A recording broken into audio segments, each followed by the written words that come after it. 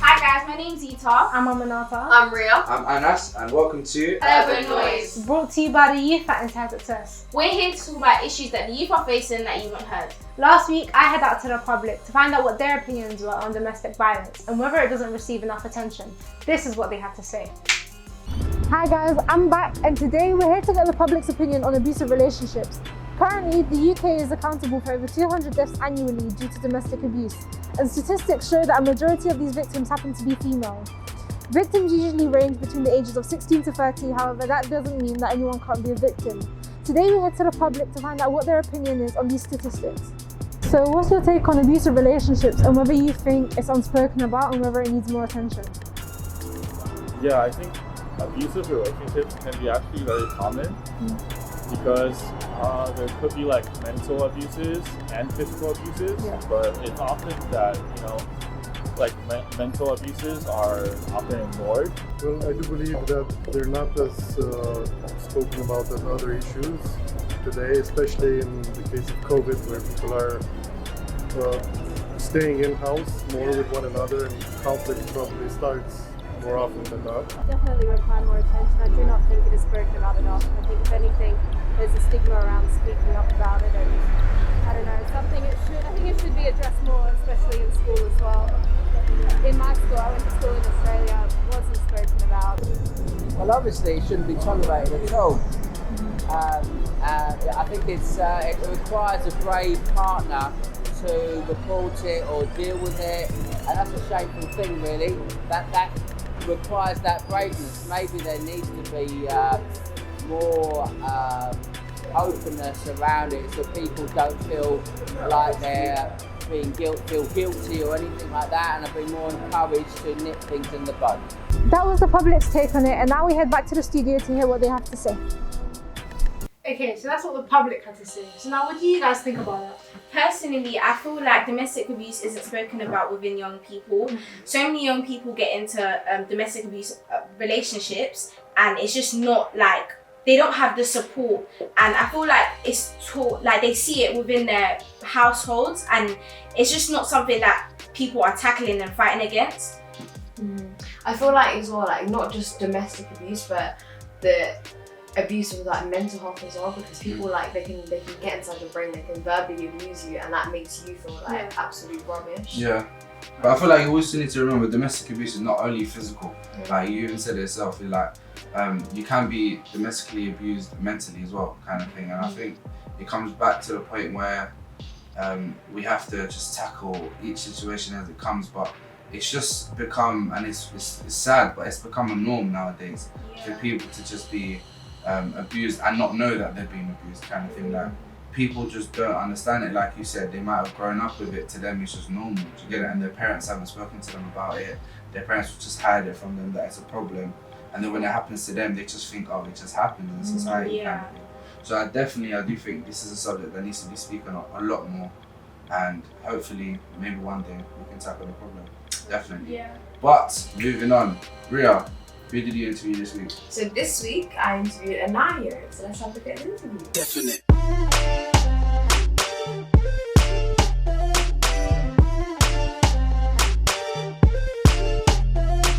Well, today we have Enaiyo with us. How are you? I'm good, thanks. How you doing? Good. How's COVID treating you? To be honest, ruined a few plans outside of music, travel and all that kind of stuff. But apart from that, I've been focused.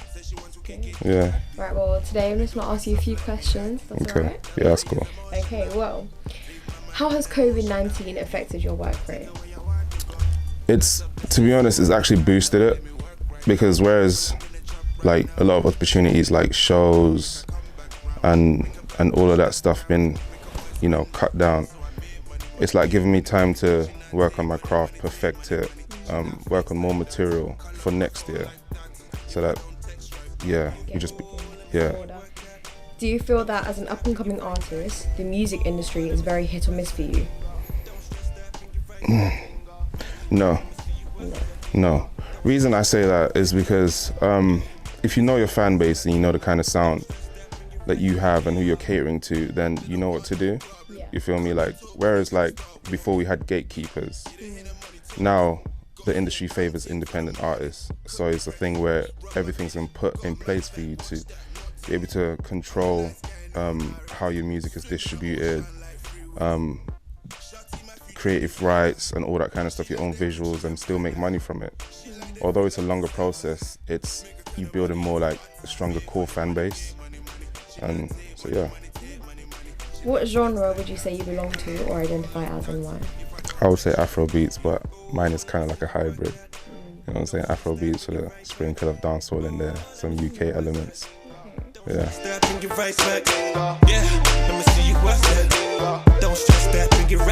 Is there anything you would have gone back and changed from when you started your music career, and why? I wouldn't have started up there and try to, be a goddamn rapper. That's what. Yeah. You know what I'm saying? But yeah, it's just because no one's really trying to listen to too much wordy words right now. You know what I'm saying? People want to have a good time, forget about their 9 to 5 for a minute. Just a vibe. Yeah, just vibe, but also with some message, a bit of message in the music. You know what I'm saying? So yeah. Okay, last question. Yeah. Right now, with the government guidelines, what is the hardest thing to observe whilst working on your music? I wouldn't say that really applies to me too tough, because the only thing that can hold me back is me, honestly. I put myself in a mindset where it's like, I am my own enemy, like my worst enemy. The government can't stop me from being a creative or doing what I love at the end of the day. I know what I'm doing, I know how I'm going to achieve it, and just gotta go for it, to be honest. Yeah. Well, thank you for that. Very insightful. Sending it back to Ami in the studio. So that was our interview this week with Enaiyo. I found it quite interesting when he was talking about how COVID-19 doesn't actually affect how he makes his music or anything. He doesn't let COVID dictate how he's going about his music life, basically, and I found that quite interesting. 100. I feel like if you want something, you'll get it no matter what. If you put your mind to it, anything is achievable. 110%. 100%. I like your song as well. The vibe was good still. Vibe was cute. Got a little afro. But yes, continuing on the topic of domestic abuse, it leads me on to this week's social experiment.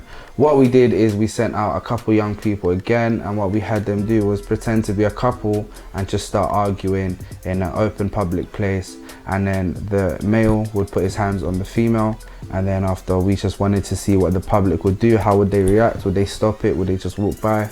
This is what happened.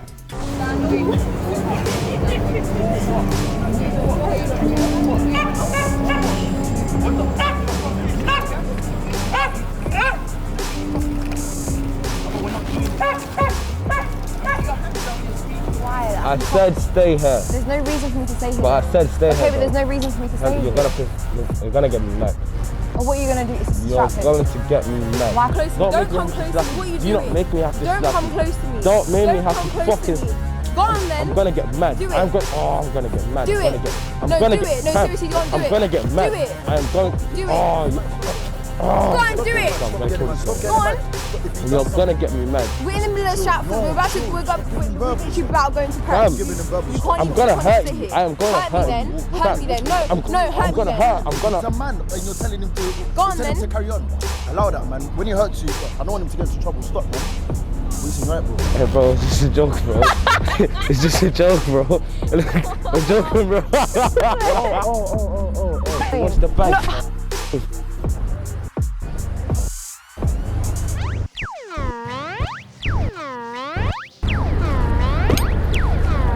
You're moving weird. What's fucking wrong with you? What do you mean I'm looking around moving weird? You just said you want to go top of your oyster card. Come on, let's go top of your oyster Why card. do you need to go with me? Why is it? We're both. Why? If you see, you have nothing to say. Just shut up. Furthermore, hold this for me.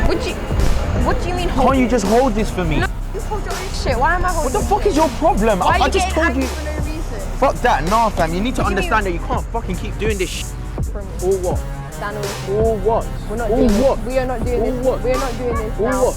We are not What doing the this. fuck is your problem? Who gassed you? We are not doing Are you crazy? Do you know who you're fucking talking to? But we're not doing this now. Don't worry. Cheers, man.